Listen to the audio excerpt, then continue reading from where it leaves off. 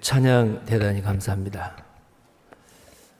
추석 연휴가 끝나지 않아서 오늘 찬양대 식구가 적을 줄 알았는데 오늘 찬양을 위해서 다 집에 안 가고 오신 것 같습니다. 감사합니다. 안녕하세요. 추석 명절 잘 보내고 계시죠? 대답이 시원치 않습니다. 풍성한 한가위, 즐겁고 행복한 그 추석 명절이 되기를 바랍니다. 다 함께 기도하겠습니다. 사랑과 은혜가 풍성하신 우리 하나님 아버지,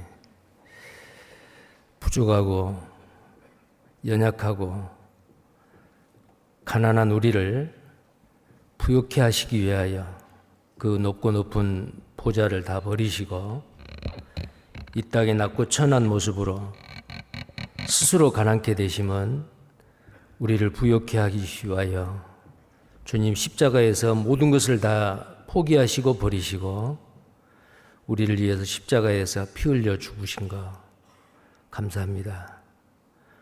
우리의 모든 죄를 다 씻어주시고 용서해 주시고 값없이 믿음으로 의롭다 하시고 하나님의 자녀 삼으셔서 썩지 아니하고 새하지 아니하는 영광의 기업을 우리에게 약속하시고 몸된 교회 가운데 우리를 맡기셔서 때마다 일마다 말씀으로 양육하시고 악하고 음란한 이 마지막 세상, 이 시대에 우리를 태어나게 하셔서 마지막 복음의 주자로 우리를 귀하게 사용하심을 감사합니다.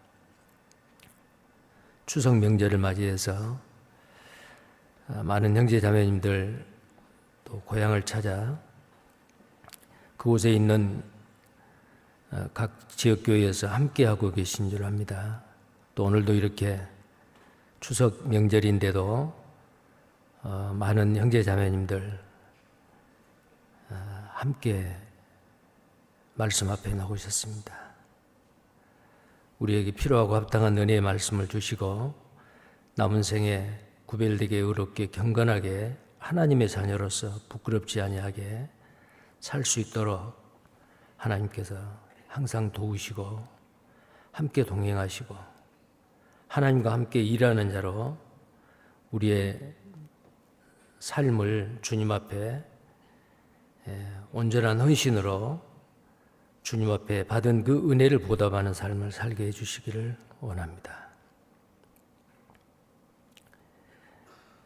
계획되어져 있는 해외 선교 또 찬양의 밤 그리고 금년 마지막 대전도 집회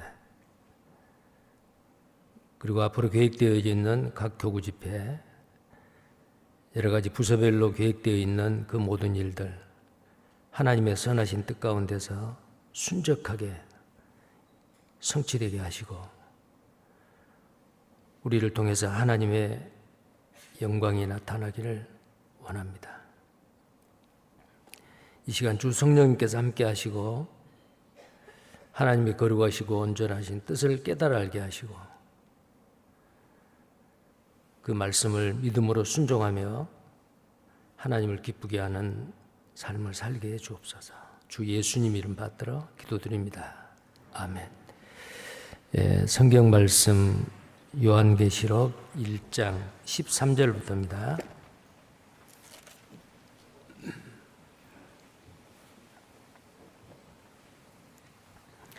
요한계시록 1장 13절에서 20절까지 말씀입니다.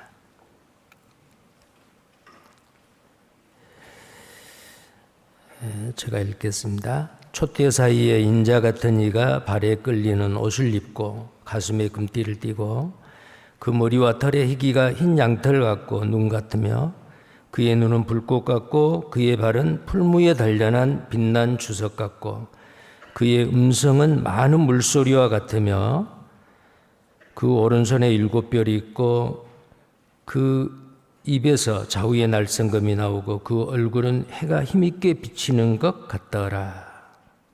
17절에서 20절까지는 같이 읽겠습니다. 내가 볼 때에 그 발 앞에 엎드러져 죽은 자같이 되매 그가 오른손을 내게 얹고 가라사대 두려워 말라 나는 처음이요 나중이니 곧 산자라 내가 전에 죽었었노라 볼지어다 이제 세세토록 살아있어 사망과 음부의 열쇠를 가졌노니 그러므로 내 본 것과 이제 있는 일과 장차 될 일을 기록하라. 내 본 것은 내 오른손에 7별의 비밀과 금촛대라. 7별은 7교회의 사자요 7촛대는 7교회니라. 요한계시록 지난 시간에는 촛대 사이에 계시는 주님이라는 주제로 말씀을 드렸습니다. 이 요한계시록은 기독교 2000년 역사 가운데 환난과 핍박과 고난이 있을 때 그리고 이 주님의 십자가의 은혜의 복음이 활발하게 전해지고 그 순결한 믿음이 지켜지고 진리를 위해서 그 싸움에서 승리하는 그 시대에는 반드시 이 요한계시록에 나와 있는 주님께서 속히 오시리라, 반드시 오시리라. 주님의 재림에 대한 그 신앙이 구원받은 그리스도인의 마음속에 견고하게 박히고 또 이 말씀을 따라서 주님이 곧 오십니다. 주님이 곧 오십니다. 서로 위로하고 격려하고 주님 만날 소망을 가지고 살았던 그 시대마다는 진리의 말씀에 깨어있는 시대였습니다. 초대교회가 그랬고 중세 암흑기에서 종교개혁을 일으켰던 때가 그랬고 18세기 1700년대에 이 복음이 최초로 해외 선교에 눈을 돌리고 윌리엄 부두 아니면은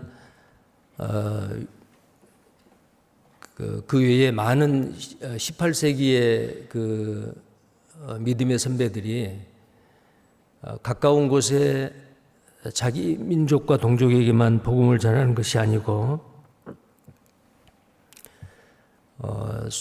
시리아 안디옥에서 최초로 바울과 바나바를 또 그의 동역자들을 선교사로 해외 선교사로 파송했듯이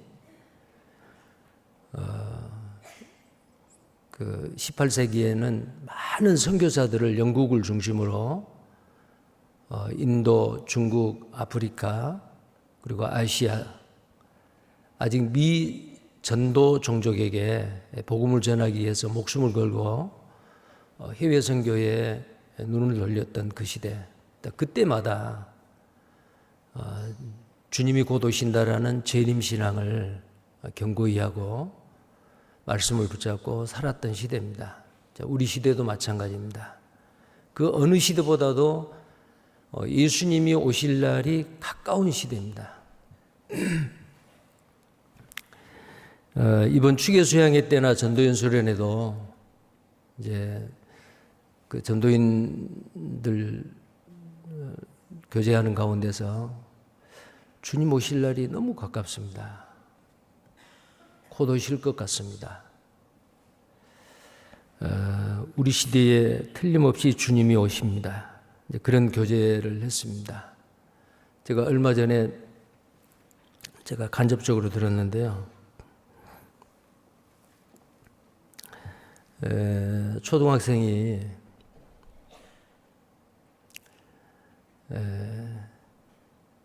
이제 이 시대를 살면서 여러 가지가 걱정이 됐나 봐요.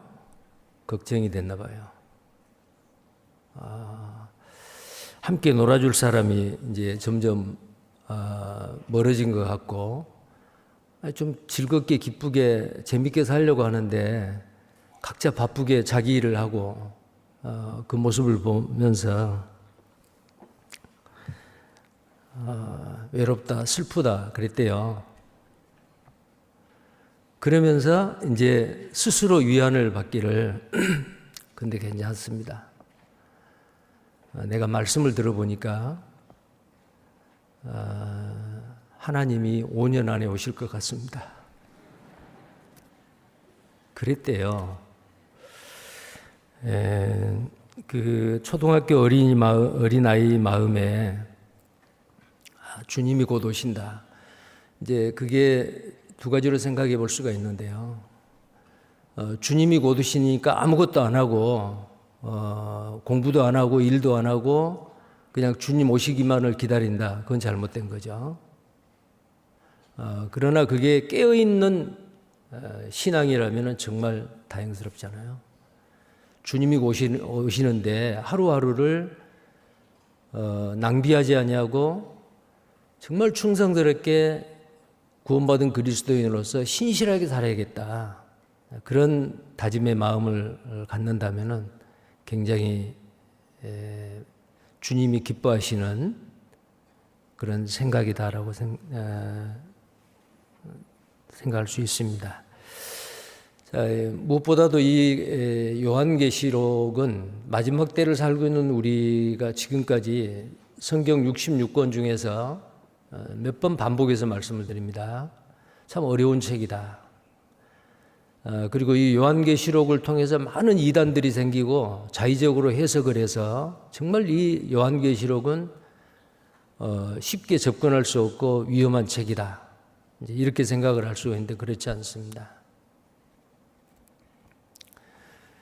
모든 성경은 하나님의 감동으로 된 것으로 이 요한계시록이나 레위기나 아니면 창세기나 요한복음이나 마태복음이나 어떤 성경의 어떤 책이든지 각 시대별로 이 말씀은 덮어놔야 된다라는 게 아니에요. 사람이 빨리 왕래하려니 자, 이 책을 임봉하라. 언제까지입니까? 지식이 더하고 사람이 빨리 왕래할 때까지니라. 다니엘서에 보면 그런 말씀이 있잖아요. 우리 시대입니다. 지식이 더하고 지금 우리가 살고 있는 이 시대는 과거에 수십 년 동안에 축적된 그 지식보다도 지금은 불과 몇 개월에 축적된 그 지식이 몇십 년, 몇백 년에 쌓여진 그 지식보다 훨씬 더 많잖아요. 그래서 교육자들은 말하기를 지식의 폭발 시대다. 그렇게도 이야기를 합니다. 우리 시대죠. 사람이 빨리 왕래한다. 지구촌 어디든지 하루 만에 다 가고. 자, 과거에는 1년 아니면 수개월이 걸려야 될 그 지구촌 어떤 곳을 불과 몇 시간 만에 갔다 올 수 있는 그 교통이 발달하는 시대잖아요. 우리 시대입니다. 그래서 다니엘서나 요한계시록도 우리 시대에는 다 풀리는 책입니다. 자, 그래서 구원받은 그리스도인이 요한계시록을 정확하게 알고 우리에게 교훈하시는 그 말씀을 우리의 삶 가운데서 붙잡고 깨어서 순종하고 산다면 정말 주님 오시는 그날 주님 앞에 섰을 때 부끄럽지 않는 모습으로 착하고 충성된 종으로 그 앞에 설 수 있으리라고 생각을 합니다. 자, 요한계시록 1장을 지금 계속 공부하고 있습니다. 요한계시록 1장 오늘 13절부터 읽었는데요. 지난 시간에 보았던 말씀을 다시 한번 복습을 하겠습니다. 13절에 촛대 사이에 인자 같은 이가 발에 끌리는 옷을 입고 가슴에 금띠를 띠고 그랬어요. 자, 인자 같은 이는 최초의 그 다니엘서에 기록되어 있는 말씀이 인자 같은 이, 사람 같으신 분, 영광스러운 하나님이시지만은 삼위 하나님, 그 성자 하나님이시지만은 그 하나님이 우리를 구속하시기 위해서 인간의 모양을, 사람의 모양을 입고 이 땅에 오셔서 십자가에 죽기까지 하나님의 뜻에 복종했고, 그분은 하나님이시기 때문에 능력과 권세가 있으신 분, 죽은 지 사흘 만에 무덤에서 살아나셨습니다. 그리고 승천하셨습니다. 하나님 보좌 우편에 대제사장으로서 우리를 위한 중보의 기도를 하고 계시는 대제사장이십니다. 대제사장이시죠. 그 예수님이 밤모섬에 유배되어 고난 가운데 있는 사도 요한에게 보여주십니다. 7 금촛대 사이에서 오른손에 7뼈를 붙잡고 거니시는 그 주님의 모습을 사도 요한에게 보여주신 거거든요. 그래서 예수님은 사도 요한에게 네가 본 것과 이제 있는 일과 장차 될 일을 기록하라. 그냥 쉬엄쉬엄 기록하는 게 아니에요. 시간 있을 때마다 기록한 게 아니에요. 거기에서 기록하라는 것은 우리말로 짧게 기록하라고 되어 있지만은 급히 빨리 서둘러서 지체하지 말고 기록하라는 거예요. 기록하고만 있으면 안 되죠. 기록해서 수아시아 7교회에 보내라고 명령을 하셨습니다. 구원받은 그리스도인도 마찬가지입니다. 우리가 받은 주님의 말씀, 때를 얻든지 못 얻든지 전파라 그랬죠. 지금은 때가 아닙니다 라고 기다리고 있을 때가 아니에요.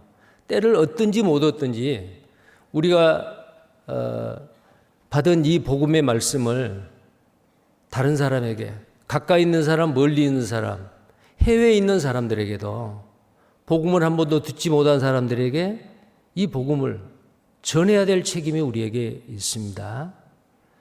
자, 이런 것들을 사도 요한에게 나타나셔서 경계하시고 교훈하셨던 주님의 그 말씀이 2000년 전에 밤모섬에서의 사도 요한에게 하는 말로 한정되는 게 아니죠. 우리에게도 주시는 그 교훈의 말씀이다라는 생각입니다. 여기에 이제 발에 끌리는 옷을 입고 가슴에 금띠를 띠었다. 지난 시간에 말씀드렸죠. 레위기서나 출애굽기에 보면은 이스라엘의 대제사장이 이스라엘 백성을 대표해서 제사를 지낼 때 성막이나 성전에서 제사장의 옷을 입습니다. 근데 그 제사장의 옷은 세마포 고이 바지를 입고 긴 바지를 입어요. 그리고 그 위에 에봇 겉옷을 입고, 그리고 12지파의 그 흉패 12가지 각기 다른 보석으로 되어 있고 거기에 12지파의 이름이 새겨져 있는 그 호화로운 가슴 흉패를 어깨에다가 걸치죠. 마치 우리나라 조끼 같은 거예요.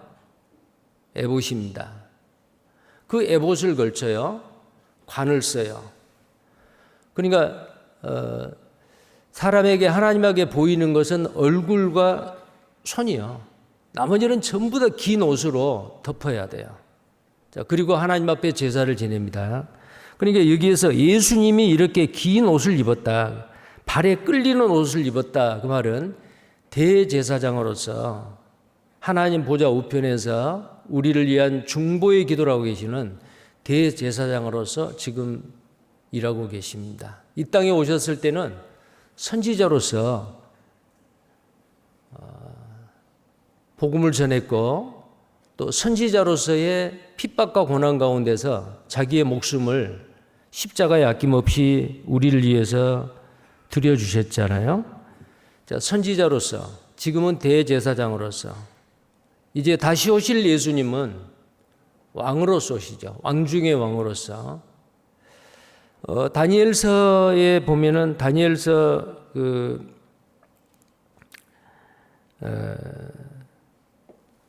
다니엘서에서는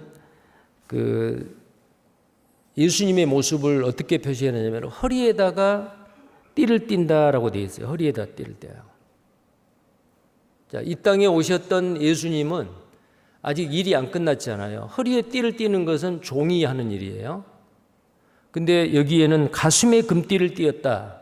이것은 통치자, 왕이 옷을 입을 때에 허리에다가 허리띠를 띠는 게 아니고 가슴에다가 띠를 띠는 거예요. 가슴에다가. 자, 그래서 여기 나타나시는 예수님은 지금 대제사장으로 계시는 주님과 앞으로 오실 왕 중의 왕으로 오실 예수 그리스도의 모습을 사도 요한에게 보여주고 계신다라는 겁니다. 자, 14절입니다. 자, 그런데 여기에 촛대 사이를 거니르시는 주님의 모습을 9가지로 이렇게 나타내 보이셔요. 자, 첫 번째는 발에 끌리는 긴 옷을 입었죠. 그 다음에 두 번째는 가슴에 금띠를 띠었습니다. 그 다음에 세 번째 14절에 그 머리와 털의 희기가 흰 양털 같고 그랬어요. 자, 예수님의 머리가 백발이었습니다. 왜 그랬을까요? 여기에 예수님의 그 머리와 털의 희기가 흰 양털 같았다. 자, 희다라고 하는 것은 순결을 나타내죠. 정결과 깨끗함을 나타냅니다. 예수님은 흠없으신 하나님의 어린 양이었고 정말 죄 없으신 분이죠. 그래서 우리 죄를 담당해 줄 수 있어요. 그리고 또 이 백발이라고 하는 것은 백발이라고 하는 것은 바로 뭐냐면은 레위기 19장 32절에 보면은 너희는 센 머리 앞에 일어서고 노인의 얼굴을 공경하라. 그리고 하나님을 경외하라. 나는 여호와니라. 자, 백발은 영광이라고 했습니다. 그래서 여기에 그 예수님의 머리가 그 양털 같고 14절에 흰 양털과 같고 눈같이 희다라고 하는 것은 깨끗하신 분, 정결하신 분, 그리고 샘머리 앞에 일어서고 노인을 공경하라라고 하는 이것은 바로 뭘 얘기할까요? 이것은 그리스도의 영원한 지혜와 위엄을 보여주고 있습니다. 자, 백발은 노인이죠. 나이가 많으신 분이요. 샘머리요. 흰머리 앞에 너희는 고개를 숙이고 일어서라. 앉아있다가도 흰머리가 나타나면은 백발의 어른이 나타나면은 일어서라. 노인의 얼굴을 공경하라. 그와 마찬가지로 하나님을 경외하고 공경하라. 우리가 천국 가면은 누가 제일 나이 많아요? 베드로요? 사도 요한요? 아마 베드로 사도 요한은 예를 들어서 사도 요한은 이때 한 85세 정도 되었으니까 지금 2000년이 지났죠. 그러면 한 2000 몇 살 정도 되겠죠. 누가 제일 나이 많아요? 자, 그 샘머리 앞에 일어서야죠. 근데 그러면 예수님은 몇 살이에요? 머리가 흰 양털과 같고 눈과 같은 그 하얀 그 머리에 머리털을 하고 계시는 이 예수님 나이가 얼마요? 아마 천국 가면 제일 많아요. 제일 많으신 어르신입니다. 왜요? 나이가 몇 살이에요? 영원이요, 영원. 자, 그래서 지혜가 가장 많으신 분, 그 지혜와 지능이 무한대이신 분이 바로 하나님이시잖아요. 누구도 그 지혜를 따를 수가 없습니다. 그래서 예수님의 머리와 털의 기가 흰 양털과 같고 눈과 같다라고 하는 것은 그리스도의 영원한 지혜와 그 위엄을 우리에게 보여주고 계십니다. 자, 그분을 보니까 사도 요한이 어때요? 엎드려서 죽은 듯 했어요. 자, 그 다음에 이제 네 번째 모습입니다. 네 번째 주님의 모습은 그의 눈은 불꽃 같다. 14절에 그의 눈은 불꽃 같고 그랬습니다. 자, 눈이 불꽃 같다.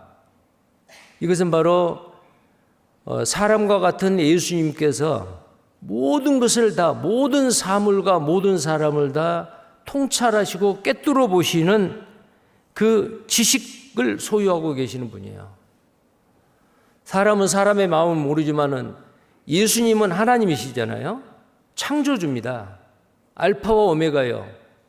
창조주이고 모든 역사를 주관하신 분이고 계획하신 모든 것을 이루실 분이 돼요. 그분은 모든 사물과 모든 사람을 다 통찰하시는 분이에요. 우리의 마음까지도 다 보고 계시는 분이잖아요. 불꽃 같은 눈입니다. 그 불꽃 같은 눈으로 모든 옳고 그른 것을 다 깨뜨려 보시고 분별하시는 분. 구원받은 우리는 주님 앞에 가면은 선악간에 각각 행한 대로 따라 받으려 함이라. 구원받은 이후에 내가 무엇을 위해 추구하고 살았느냐에 따라서 주님 앞에 가면은 아주 공평한 평가가 있습니다. 이 땅에서는 몰라요.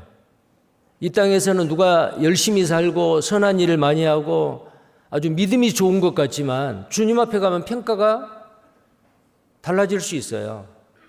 이름 없이 빚도 없이 묵묵하게 누가 아무도 알아주지 않아도 보지 않는 데서 봉사하고 형제자매들을 섬기는 그 형제자매가 그 불꽃 같은 눈을 가신 주님 앞에 가서는 그 모든 것이 백일하에 드러나서 더 칭찬과 존귀와 영광을 받을 수도 있다는 거예요.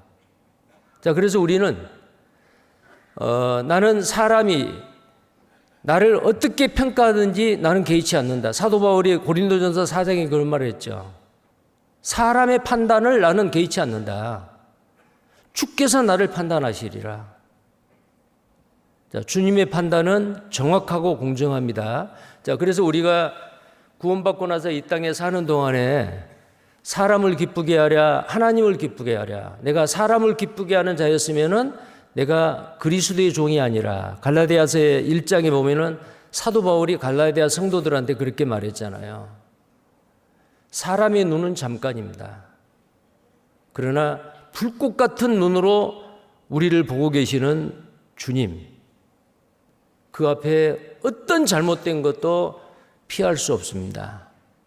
자, 우리는 주님을 기쁘게 하고 주님을 영광스럽게 하는 삶에 초점을 맞추고 우리의 인생을 그 그리스도의 반석 위에 나무나 짚이나 풀로 집을 짓는 자가 아니고 금이나 은이나 보석으로 집을 짓는 자가 되어 공력이 불탈 때에 타지 아니하고 그대로 남아 주님 앞에 칭찬을 받는 그런 삶을 살아야 되겠습니다. 자, 그러나 구원받지 못한 사람에게는 어때요? 예수님의 그 불꽃 같은 사람의 모양으로 와서 하나님의 뜻을 행하기 위해서 죽기까지 복종하셨다. 자, 그래서 빌립보서 2장 9절 10절에 그에게 심판하는 권세를 주었고 모든 무릎이 그의 앞에 꿇게 하셨다. 사망과 음부의 권세, 지옥 갈 사람, 천국 갈 사람, 그 권세를 누가 가지고 계시느냐면은 예수님이 가지고 계세요. 그 불꽃 같은 눈으로 거듭나지 못하고 구원받지 못한 끝까지 죽을 때까지 구원받지 못하고 주님을 배척했던 사람들, 그 불꽃 같은 거룩한 분노를 일으킬 분이 바로 사도 요한에게 보여주시는 주님이시다 그 말이에요. 자, 다섯 번째로는요. 다섯 번째 15절입니다. 그의 발은 풀무에 단련한 빛난 주석 같고, 자, 다섯 번째의 주님의 모습입니다. 그의 발은 풀무에 단련한 빛난 주석 같다. 자, 그리스도께서는 불의한 것에 불우한 자를 발로 밟으시고 짓밟아 파멸할 수 있는 권능을 가지고 계셔요. 하나님은 우리의 죄를, 나의 죄를 발로 밟으시고 모든 죄를 깊은 바다에 던지신 분이시기도 하지만은 하나님이 미워하시고 증오하시는 그 죄를, 우리의 죄를 발로 밟으시기도 하지만 끝까지 주님을 배척하고 믿지 아니하여서 지옥 갈 운명에 처해 있는 그 사람들, 하나님은, 주님은 반드시 주석과 같은 그 견고한 발로 심판하실 때가 옵니다. 그리고 이 주석과 같은 분, 롯세라고도 합니다. 물론 그 철과 아연과 여러 가지 합금한 그 금속인데요. 너무너무 견고하지요. 이 견고한 주석과 같은 두 발을 가지는 주님이 그 견고한 발을 가지고 우리를 지켜주시고 이 교회 안에 7 촛대, 7뼈를 오른손에 붙잡으시고 7 금초대인 이 지구상에 있는 모든 주님의 몸된 교회 가운데서 거니시고 계시는 그 주님의 강한 능력, 권세를 이 풀무에 단련한 빛난 주석 같다라고 성경에서 표현을 하고 있습니다. 자, 다니엘서 10장 6절의 말씀을 인용을 한 건데요. 다니엘서 10장 6절 한번 찾겠습니다.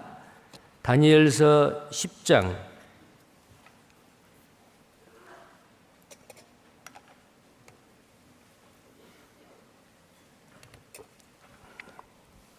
10장 6절입니다.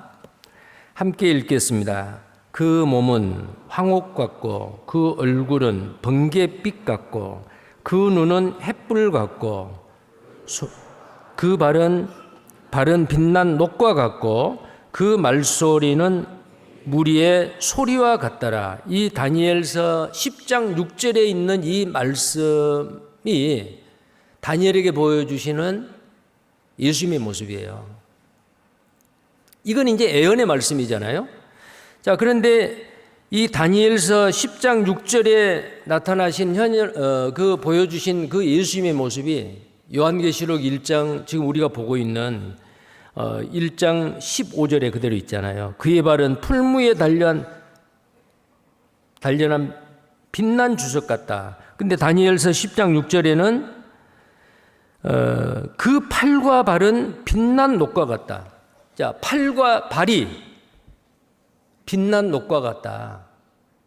자, 이건 바로 예수님의 능력입니다. 강한 능력. 능력 있는 주님의 손과 발. 이 교회를 또 교회를 이루고 있는 각 지체들, 형제 자매들을 이 전능하신 주님이 지켜주시고 인도하시고 보호하고 계신다 그 말입니다. 자, 다시 본문으로 돌아갑니다. 15절입니다. 1장 15절. 뒷부분에 보면은 이제 6번째 주님의 모습이요. 그의 음성은 많은 물소리와 같으며, 자, 그의 음성은 많은 물소리 같다. 마치 나이아가라 폭포나 빅토리아 폭포, 또 이과수 폭포, 세계적으로 유명한 그 폭포가 있잖아요.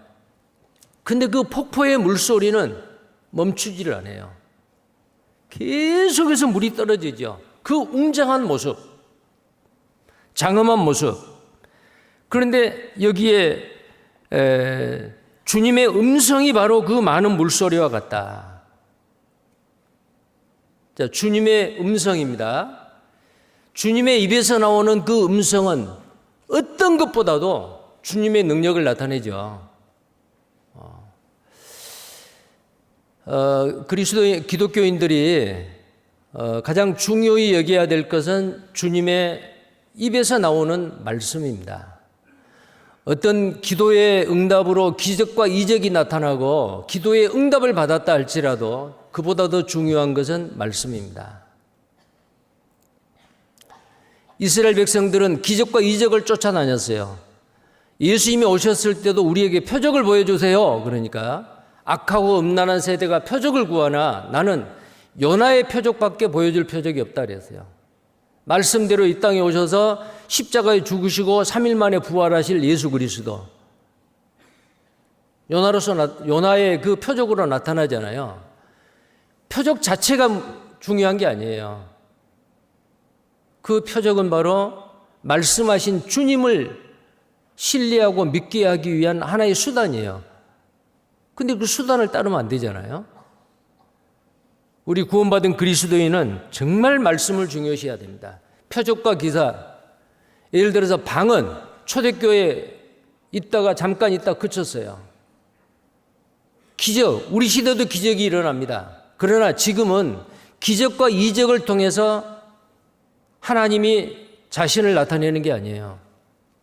계속된 말씀, 폭포수가 계속 떨어지듯이 말씀을 통해서, 기록된 말씀을 통해서 우리에게 계속 전해주시는 그 말씀 말이에요.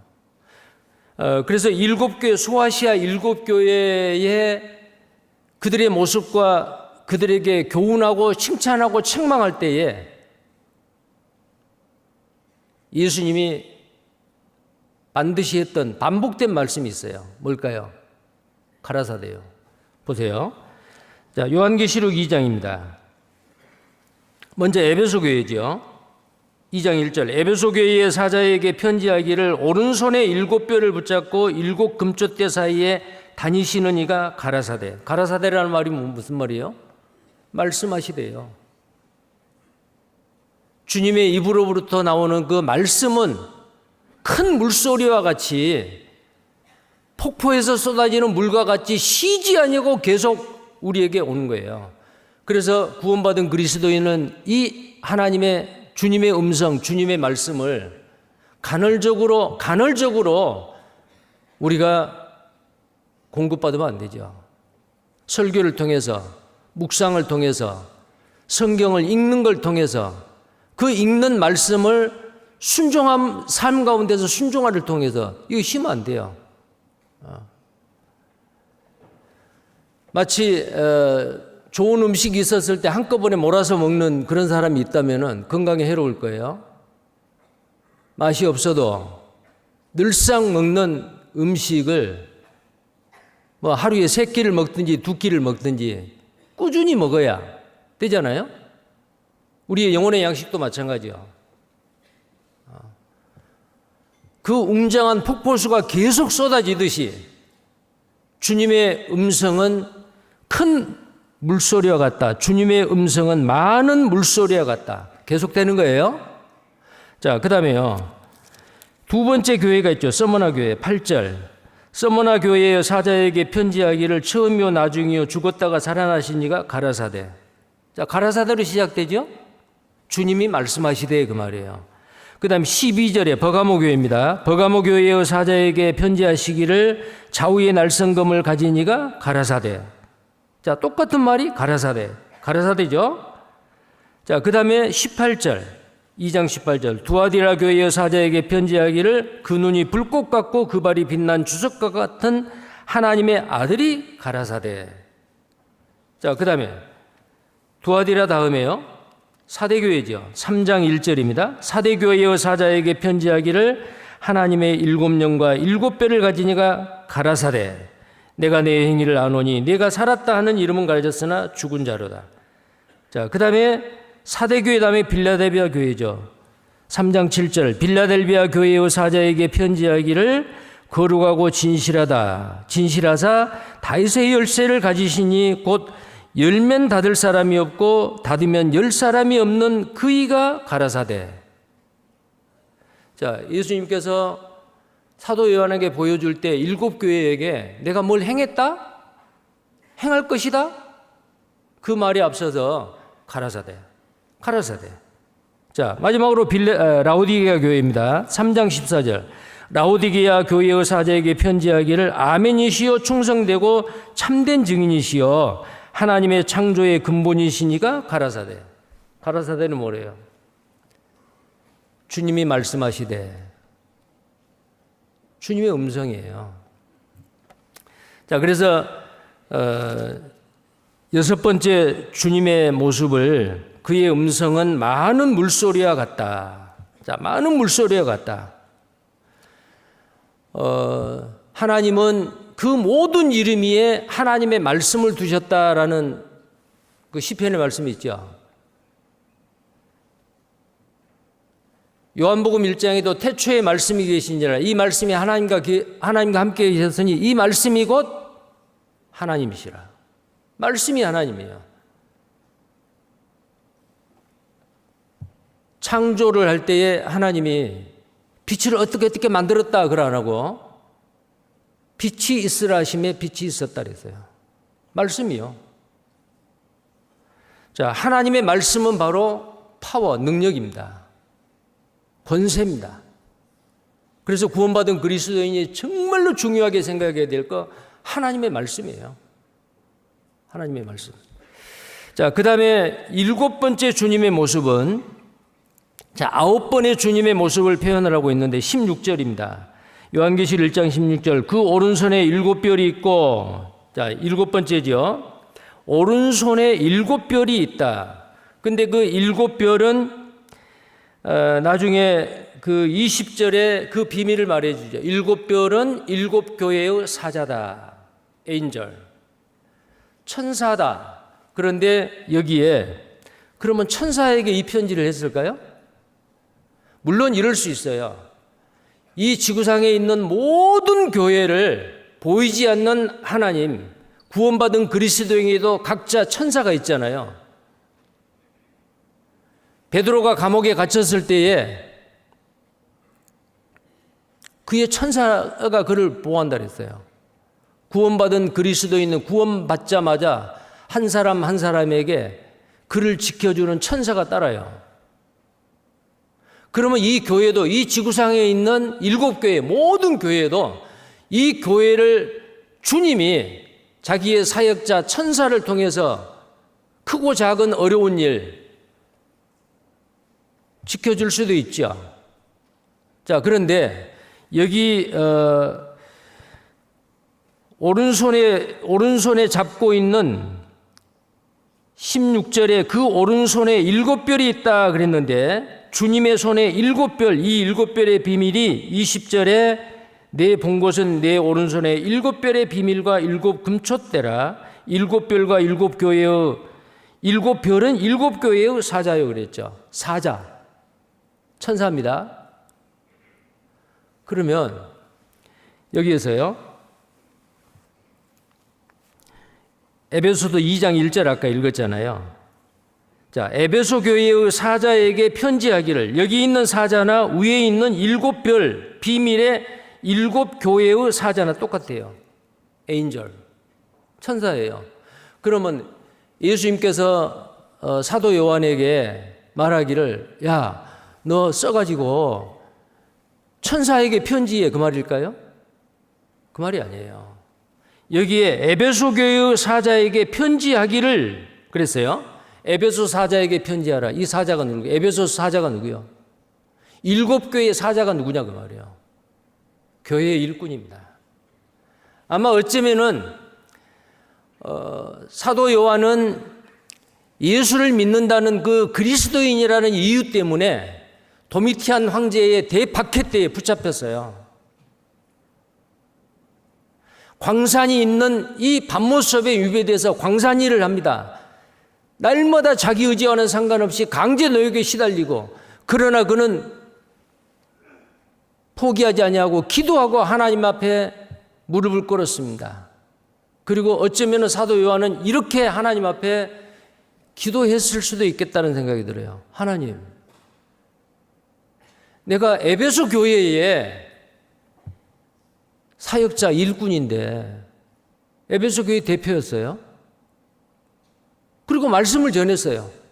예수님의 죽으심과 부활을 전했어요. 그리고 그들을 사랑의 사도로서 말씀 위에 굳게 세웠어요. 그런데 교회의 지도자, 리더가, 교회의 대표가 붙잡혀온 거예요. 걱정했겠죠.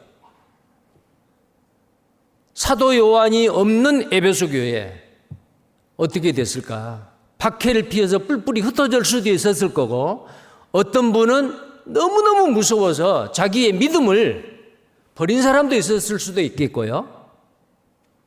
어떤 사람은 잡혀가서 순교를 당한 형제자매들도 있었을 거고요. 주님, 창세전 만세전에 미리 애정하시고 예비하시는 주님의 몸된 교회를 일꾼도 없고 붙잡아 왔으니 나는 어떻게 합니까? 교회는 이제 망했네요. 이렇게도 주님 앞에 탄원할 수도 있겠죠. 그때에 주님이 말씀하신 거예요. 일곱 초 때는 일곱 교회라. 일곱 별을, 일곱 교회의 사자를 오른손에 붙잡고 그 교회 사이로 거닐고 다니시는 주님, 너는 반보섬에 유배되어 있지만 걱정하지 마. 에베소 교회는 네 교회가 아니야. 너도 한 형제고 지체고 입의 역할을 하는 말씀을 전하는 자야. 어쩌면은 사도 요한은 이 주님이 일곱 금초대를 거닐고 계시고 일곱 교회의 사자, 그 일곱 뼈를 붙잡고 계시는 주님이 말씀하시고 그 모습을 보고 안심을 했을 겁니다. 맞아. 이 교회는 내 교회가 아니지. 주님의 교회지. 마태복음 16장에 보면은 내가 내 교회를 이 반석 위에 세우리니 음부의 권세가 해치지 못하리라 그랬죠. 너희의 교회를 세운다고 말하지 아니하고 내 교회예요. 왜? 교회의 주인은 머리잖아요. 교회의 머리는 주님이시죠. 에베소 교회, 서머나 교회, 버가모 교회, 두아디라 교회, 사대 교회, 필라델비아, 라오디게아 교회, 소아시아에 있는 7개 교회, 거기에 교회의 지도자의 교회가 아니고 주님의 교회입니다. 그러면 사도 요한이 지금 붙잡혀 왔는데 그러면 에베소 교회는 망했느냐? 당시에 사도 요한을 이어서 거기에서 훈련받고 교육을 받았던 일꾼들이 있지 않겠어요?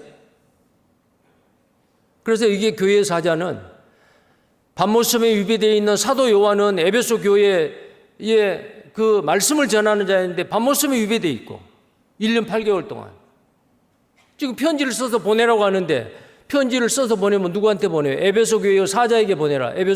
에베소 교회 천사한테 보내면 천사가 받아볼까요? 여기서 말하는 사자는 신분군 일꾼이에요. 교회 일꾼이라고 말이에요. 교회 일꾼이 한두 사람이 아니죠. 교회 일꾼입니다. 자, 이 모습을 사도 요한에게 보여주시니까 사도 요한은 안심했겠죠. 내가 없어도 주님의 몸된 교회인 우리의 에베소 교회에 주님이 지켜주시는구나. 그렇습니다. 어떤 핍박과 환난과 어려움이 있어도 교회는 주님의 교회이기 때문에 주님이 지키십니다. 자, 그 다음에요.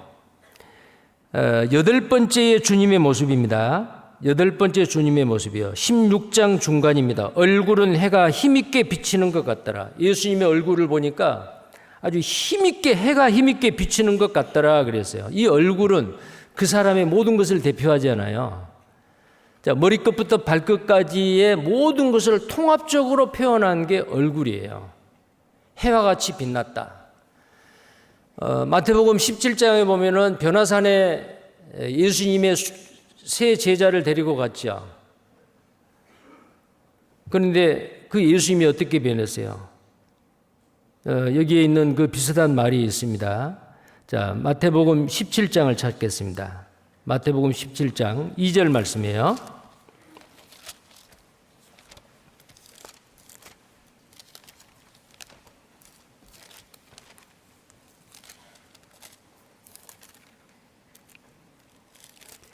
마태복음 17장 2절 같이 읽겠습니다. 저희 앞에서 변형되사 그 얼굴이 해같이 빛나며 옷이 빛과 같이 희어졌더라. 자, 얼굴은 문자적인 의미가 아니라 인자 같은지 예수님의 전체 모습을 결론적으로 묘사하는 것입니다. 저희 앞에 그 얼굴이 해같이 빛났다 그랬잖아요. 앞서 말한 이제 그 9번째가 예수님의 얼굴이 해같이 빛났다 그랬잖아요. 그러면 앞에 8가지의 모습을 모두 함축한 통합적인 모습이 바로 그 얼굴은 해가 힘있게 비치는 것 같더라. 자, 그리스도의 영광과 위엄을 나타내고 있습니다.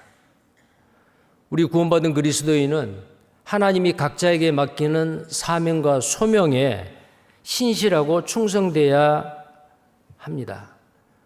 해같이 빛난 얼굴을 가진 주님께서 7 교회에 칭찬과 책망과 여러 가지 교훈에 관계된 엄중한 말씀을 하십니다. 그때에 그 주님은 모든 것을 다 꿰뚫어 보시는 그 눈을 가지고 해같이 빛난 얼굴로 통치하시고 심판하시는 주님의 모습으로 나타내고 있습니다. 그래서 우리 구원받은 그리스도인은 그 주님이 지금 우리 눈에 보이지 않지만은 앞으로 오실 그 왕 같은 예수님, 왕으로서 오시는 그 예수님 앞에 우리는 이 땅에 어떻게 살았느냐에 대해서 다 정확한 평가를 받잖아요. 그 앞에 섰을 때에 착하고 충성된 종아라는 그 평가를 받기에 합당한 사람이 될 수 있도록 우리의 삶을 가치 없는 일에 낭비하지 말고 정말 충성스럽게 우리의 남은 생애를 살아야 됩니다. 자, 그 다음에 본문 이제 7가지의 모습을 이제 봤어요. 그 9가지의 모습을 본 그 사도 요한이 어때요? 그 영광스럽고 위엄에 찬 주님의 모습 앞에 엎드려졌어요. 요한계시록 1장 17절입니다. 내가 볼 때에 그 발 앞에 엎드러져 죽은 자 같이 되매 저가 오른손을 내게 얹고 가라사대 두려워 말라 그는 나는 처음이요 나중이니. 자, 여기에 보니까 엎드러졌다 그랬잖아요. 자, 지금까지 방금 전까지 9가지의 주님의 모습을 우리는 살펴보았습니다. 능력과 권세와 위엄의 예수 그리스도께서 지금도 교회를 붙잡고 계시고 교회 안에 함께 하시고 지키시고 보호하십니다. 그런데 이 17절에 있는 말씀을 보면 사도 요한이 12제자로서의 3년 반 동안 주님을 따라다녔을 때 가장 사랑받는 제자예요. 예수님의 가슴에 안겼던 사람이요. 가장 사랑받는 제자거든요. 그런데 주님이 죽으시고 부활하시고 승천하고 가시고 난 이후에 이 주님의 모습을 본 거잖아요. 얼마나 반가웠겠어요. 얼마나 기뻤겠어요. 그 주님의 모습을 보시고 가서 안겨야 될 건데 어떻게 됐죠? 엎드려졌어요. 내가 볼 때에 그 발 앞에 엎드러져 죽은 자 같이 됐다. 왜 그랬을까요? 그 사랑하는 주님을 만났는데 왜 엎드러진 거예요? 왜 죽은 자 같이 됐어요? 죽은 자 같이 됐다면 거의 기절에 가까운 겁니다.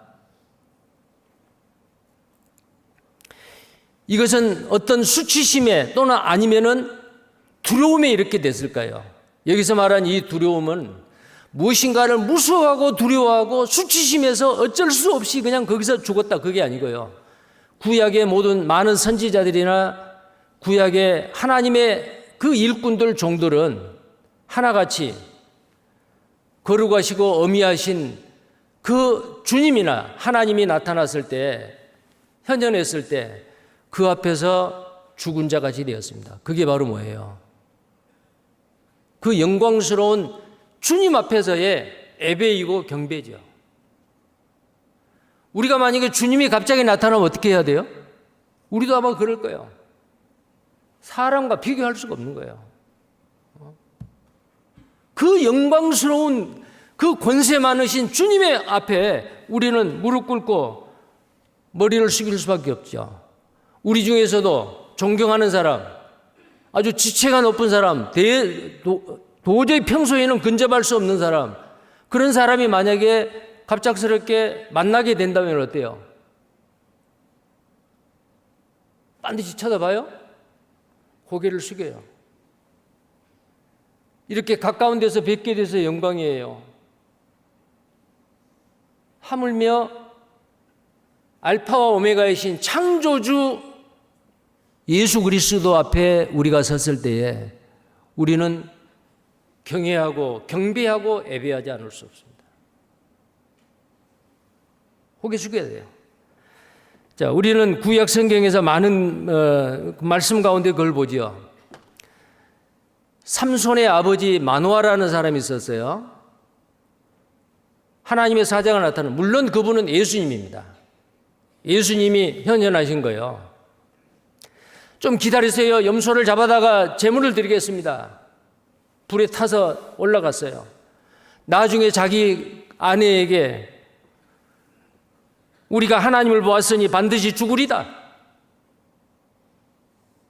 우리를 죽게 하시기 위해서 주님이 나타났겠습니까? 우리에게 아들을 주겠다고 말하고 그 아들이 어떻게 될 거라고 어떻게 키우라고 말했잖아요. 그 아내가 위로를 했어요. 하나님이 형상으로 나타났을 때에 나를 보고 살 자가 없음이라. 출애굽기 33장 20절에 모세가 주의 영광을 보여주세요. 하나님 말씀하셨죠. 나를 보고 살 자가 없습니다. 그 영광스러운 창조주 하나님 앞에 누구도 감히 고개를 들 수가 없는 그런 모습이라 그 말이에요. 다니엘도 마찬가지죠. 다니엘서 10장 다시 보겠습니다. 다니엘서 10장 7절 8절입니다.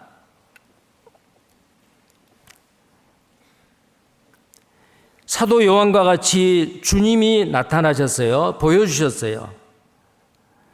7절 이 이상은 나 다니엘이 홀로 보았고 나와 함께한 사람들은 이 이상은 보지 못하였어도 그들이 크게 떨며 도망하여 숨었느니라. 보지 못했는데도 옆에 있던 사람들이 크게 떨면서 도망하여 숨어버렸어요. 8절 그러므로 나만 홀로 있어서 다니엘 홀로 있었습니다. 이 큰 이상을 볼 때에 내 몸에 힘이 빠졌고 나의 아름다운 빛이 변하여 썩은 듯 하였고 나의 힘이 다 없어졌으나 몸에서 힘이 싹 빠졌죠. 얼굴 색깔이 썩은 것 같이 돼버렸어요. 완전히 기절해 버렸죠. 자, 누가 나타났어요? 누구의 이상입니까? 누구의 환상이에요? 예수님이에요. 요한계시록에 나와 있는 그 모습 그대로잖아요.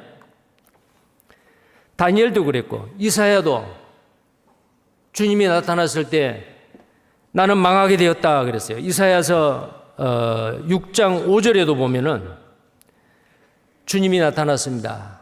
그때에 뭐라고 말하냐면 그때에 내가 말하되 화로다 나여 망하게 되었도다. 나는 입술이 부정한 자요. 그래서 천사가 숯불을 대어 가지고 와서 그 이사야 하나님의 사람 이사야 입에다 댔잖아요. 누가 나를 위해서 갈고 내가 여기 있나이다. 나를 보내소서. 입술에 숯불을 대고 난 다음에요. 그때의 주님의 그 모습을 보았을 때 하나님의 사람 이사야도 나는 망하게 되었도다. 이 망하게 됐단 말이 무슨 말이요? 나는 이제 죽게 되었다. 나는 이제 파멸하게 되었다. 왜요? 주님을 보았기 때문에. 바울도 마찬가지요. 다메섹에서 부활하신 주님을 만났습니다. 빛으로 나타났습니다. 부활하신 주님이 말씀했습니다. 그때에 바울은 어땠어요? 사도행전 9장 3절 4절에 호련히 하늘로서 빛이 저를 둘러 비추는지라 땅에 엎드러졌어요. 부활하신 영광스러운 주님의 모습 앞에 그리스도인들을 핍박하고 예수를 배척했던 이 사울이 꼬꾸라진 거예요. 여호수아도 마찬가지죠. 여리고성을 함락하기 전에 혼자서 두려워서 염려가 돼서 작전을 세우기에 여리고성 가까운 데로 갔어요.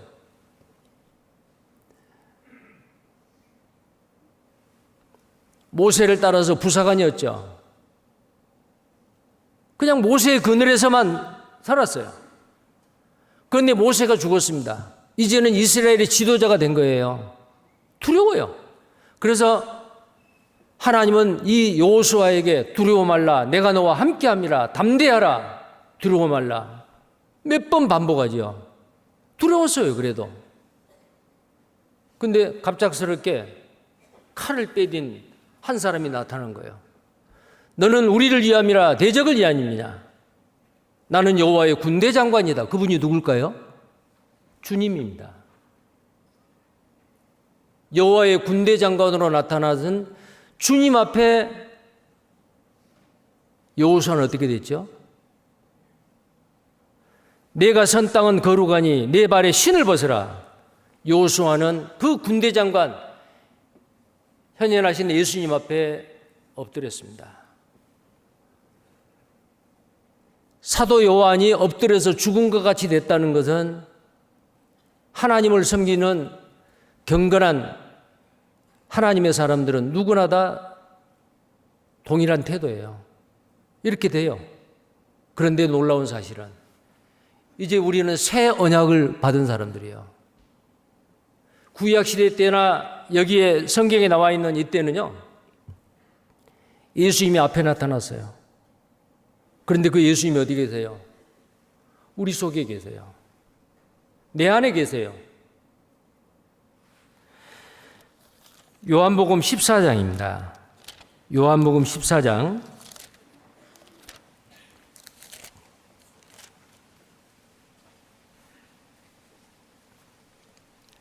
16절 말씀입니다. 요한복음 14장 16절 함께 읽겠습니다. 내가 아버지께 구하겠으니 그가 또 다른 보혜사를 너희에게 주사 영원토록 너희와 함께 있게 하시리니. 영원토록입니다. 성령님이에요. 하나님의 영, 그리스도 예수의 영, 성령님, 하나님이십니다. 구원받은 그리스도인에게 구원받는 순간에 각 사람 속에 오셔요. 교회 안에 계세요. 내가 너희와 함께 하겠다. 이제는 앞에 계시는 것이 아니고 우리 속에, 우리 안에 일곱 교회, 일곱 금초대 사이를 거닐고 다니신 분. 자, 여기에서 사도 요한에게 두려워하지 말라 그 말은 하나님을 두려워하지 말라? 아니에요. 하나님은 두려워해야 돼요. 두려워하지 않을 것을 두려워하고 두려워해야 될 것은, 두려워해야 될 대상은 두려워하지 않는다. 이거 잘못된 거잖아요. 사람을 두려워한다? 권세자를 두려워한다. 근데 하나님을 두려워하지 않아요. 하나님을 두려워하지 않으면 어떻게 돼요? 죄를 지어요. 하나님을 두려워하지 않기 때문에 죄를 지어요. 근데 눈에 보이는 사람은 두려워해요. 눈에 보이지 않는 하나님은 두려워하지 않아요. 잘못된 거죠. 여기에서 두려워하지 말라라는 것은 종합적으로 사도 요한은 교회를 뺏기고 반모섬에 유배돼서 언제 죽을지 모르는 강제 노역에 시달리고 교회를 염려하고 있죠. 두려워하지 말라. 악한 마귀가 교회를 해치려고 도미시안 황제를 통해서 구원받은 그리스도인을 박해하고 죽이고 많은 사람이 순교를 당하고 있는데 내가 너와 함께하리라. 두려워하지 말라 그 말이에요. 오늘 설교 주제가 두려워하지 말라죠. 두려워하지 말라. 새 언약으로 이제 주님이 우리 속에 계시고 우리와 함께 거니시는 주님이십니다. 그분은 창조주세요. 역사를 주관하시는 분이세요. 알파와 오메가요. 처음과 나중이요. 전능하신 분입니다. 그분이 우리와 함께 하시는데 무엇을 두려워하겠습니까? 자, 마태복음 28장 20절도요. 마태복음 28장.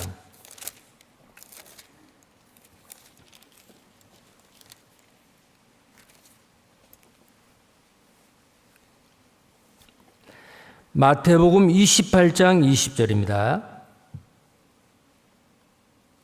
같이 읽겠습니다. 내가 너희에게 분부한 모든 것을 가르쳐 지키게 하라. 볼지어다 내가 세상 끝날까지 너희와 항상 함께 있으리라 하시니라. 자, 우리와 함께 하시는 주님은 전능하신 하나님이시기 때문에 우리는 두려워할 필요가 없다 그 말이요. 예. 그래서 여기에 두려워하지 말라. 자, 두려워하지 말라라고 말씀을 하고 있습니다.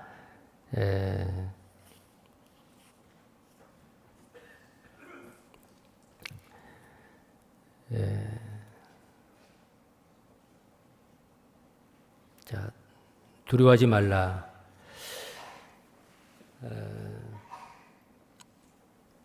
우리의 도움은 천지 만물을 창조하시는 하나님께로부터 그 도움이 오십니다. 도움이 옵니다. 그래서 우리는 정말 두려워 말아야 됩니다.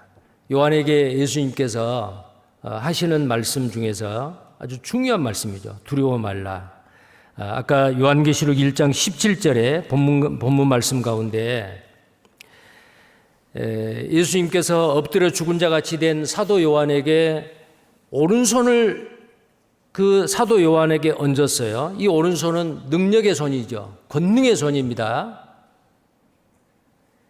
예수님의 이 주석과 같던 손에서 누구도 뺏기지 아니하고 구원받은 그리스도인은 누구도 구원받은 그리스도인을 교회를 해롭게 할 수가 없습니다. 그래서 두려워 말라. 나는 처음이요 나중이다. 창조자다. 역사를 주관한 자이다. 모든 계획을 이루신 분이다. 라는 것을 나타내고 있습니다. 자, 앞으로 이 교회에 기독교 2000년 역사에 많은 이 복음이 전해질 때에 핍박과 환난이 고난이 있을 것이다. 그러나 그 고난 가운데 환난 가운데서도 두려워하지 말라는 겁니다. 요한계시록 2장 10절입니다. 요한계시록 2장 10절.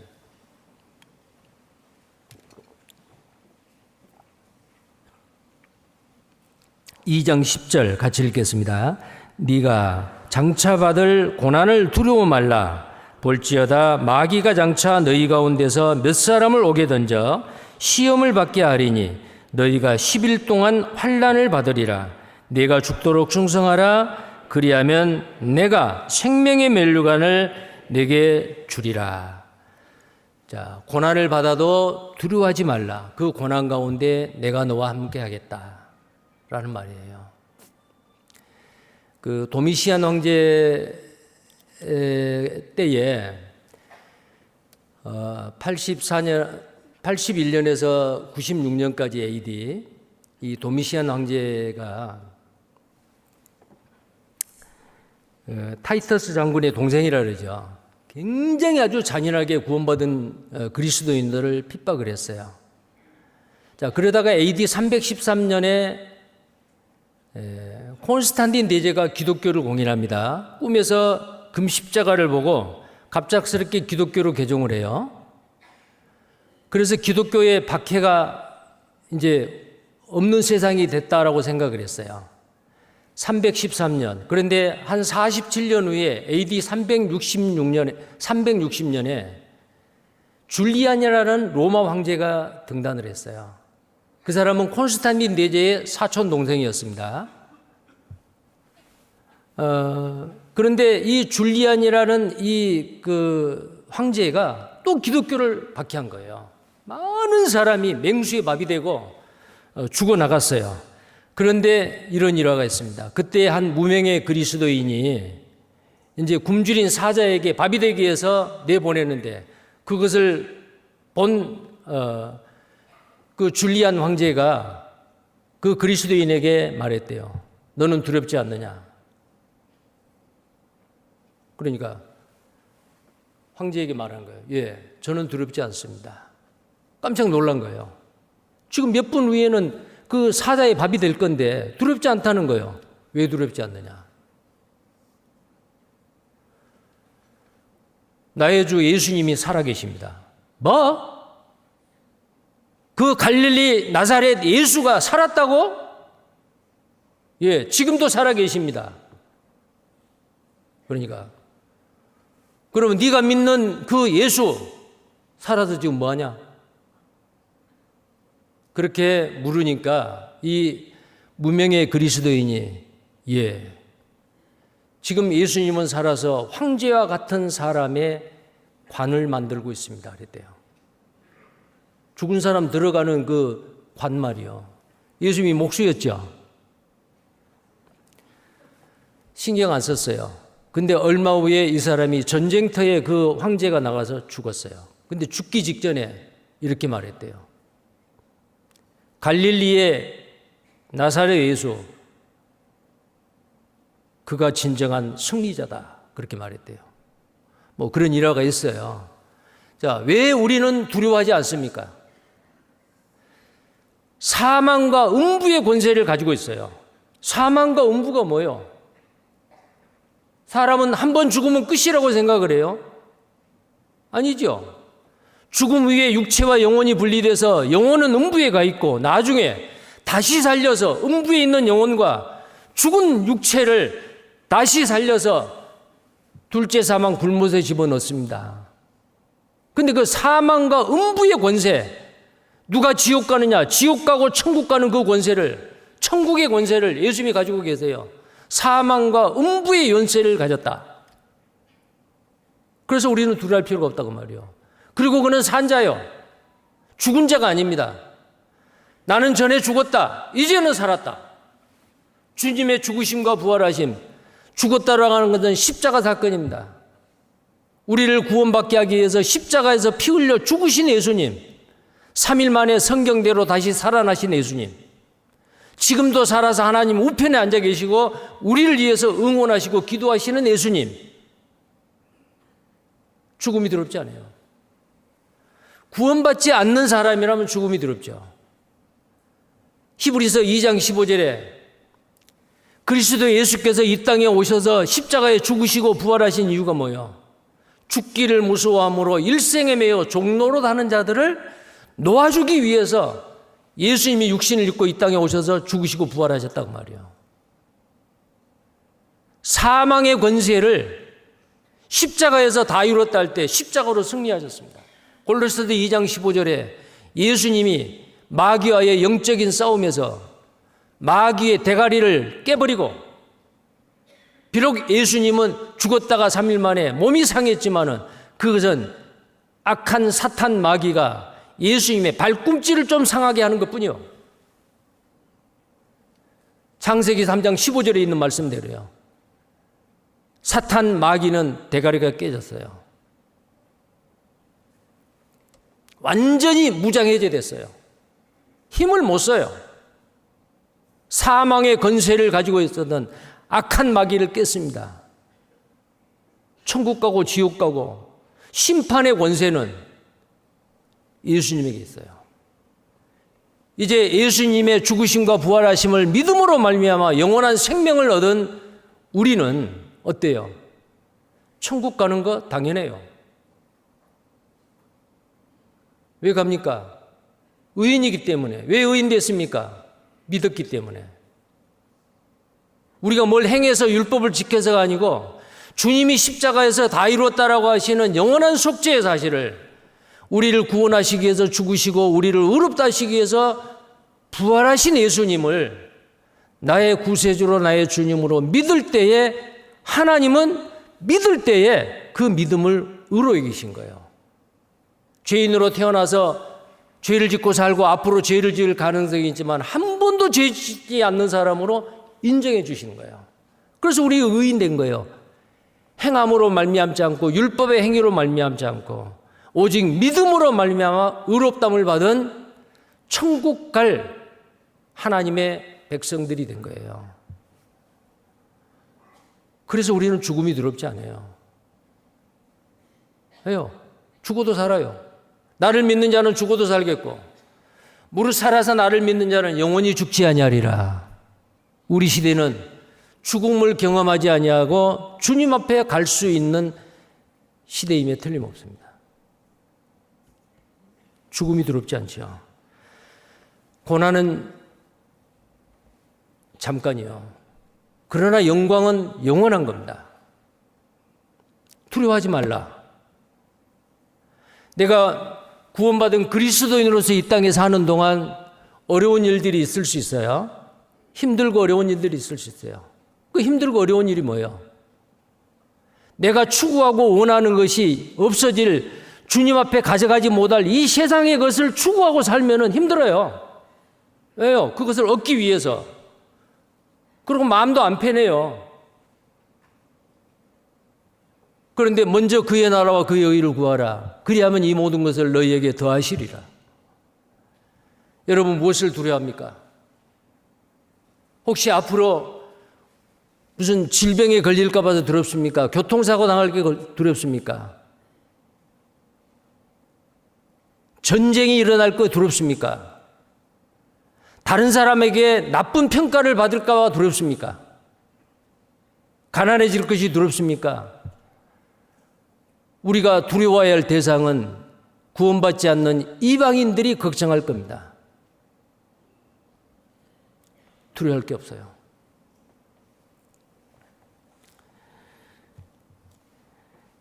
자, 성경 한 구절만 더 보겠어요. 이사야서 41장입니다. 이사야 41장 10절 말씀입니다.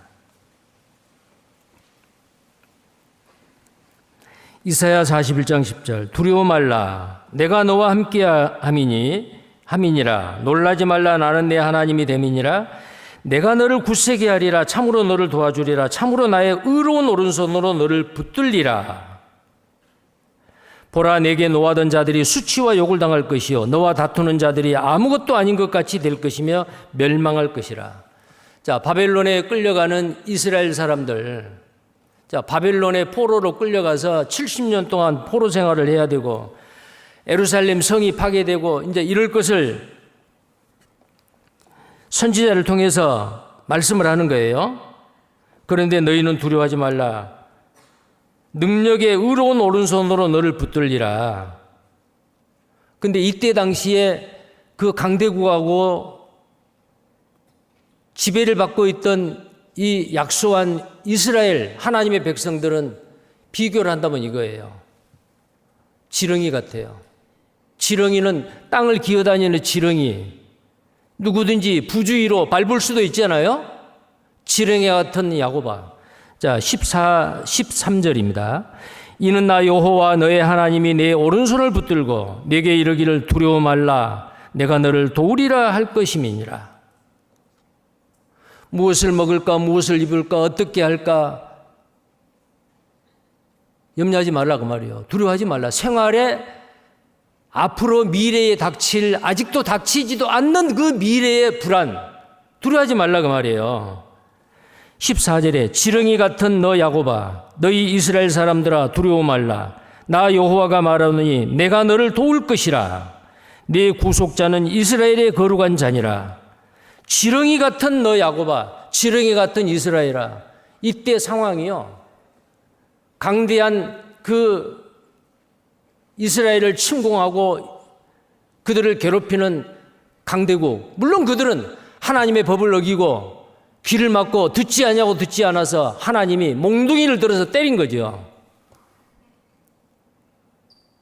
그런 고난을 주신 건 뭐예요? 하나님을 더 가까이 하라고. 하나님 말씀 더 순종하고 살라고. 그래서 이때 이 모습은 지렁이 같은 너 야곱이요.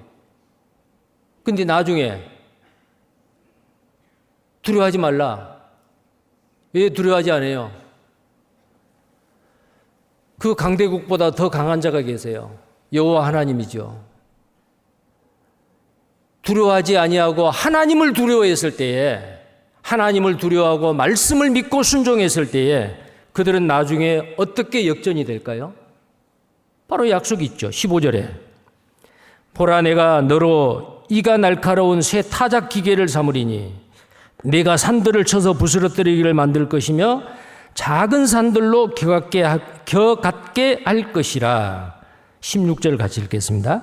내가 그들을 까부른 적 바람이 그것을 날리겠고 회리바람이 그것을 흩어버릴 것이로되 너는 여호와로 인하여 즐거워하겠고 이스라엘의 거룩한 자로 인하여 자랑하리라.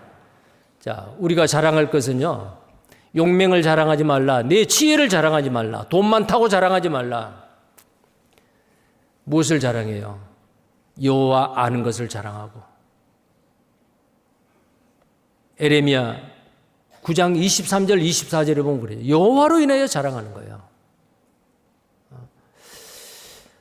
아마 이번 추석에 아직 구원받지 못한 친척들 가족들을 만날 수도 있었어요. 그분들 만나서 뭔 이야기예요? 어떻게 하면 복음 전하려고 우리는 하는데 그들은 자랑하지요. 뭐 자랑해요? 잘 산다고 자랑, 뭐 세상 자랑, 어디 뭐 여행 갔다는 자랑, 그런 자랑하지 않아요? 근데 우리는 그런 거 자랑하면 안 돼요. 나의 자랑은 오직 십자가뿐이로다.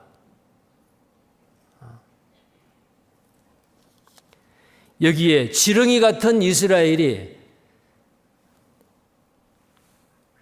날카로운 쇠 타작 기계를 삼으리니 내가 산들을 쳐서 부스러뜨리는 기계하고 기어다니는 지렁이하고 비교가 됩니까?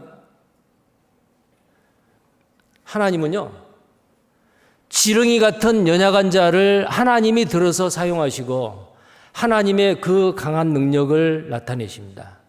우리가 바로 그렇습니다. 우리에게 부자가 많지 않고 지혜로운 자가 많이, 능한 자가 많지 않다. 여러분, 골리앗을 쓰러뜨리는 다윗, 목동이었습니다. 돌 5개 들고 돌 팔매질하는 그거 가지고 가서 거인 골리앗을 쳐서 무너뜨렸죠. 그때의 다윗은 바로 지렁이 같은 사람이었어요. 기드온의 300용사, 칼도 없어요. 아무것도 없어요. 항아리 속에 횃불 숨기고 나팔만 들었어요. 신호에 의해서 항아리를 깨뜨리고 나팔을 부니까 그들이 자기들끼리 적군끼리 싸워서 대패했지요. 대승리를 거두었습니다. 기드온 300용사는 어떤 사람들이요?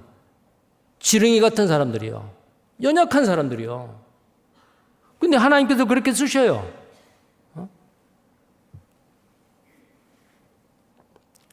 우리도 연약한 사람들입니다. 두려워할 것을 두려워하고 두려워할 자를 두려워하고 두려워해서는 안 될 것은 두려워해서는 안 됩니다. 우리는 누구를 두려워해요? 하나님을 두려워해요. 이 세상에 어떤 염려, 불안, 초조,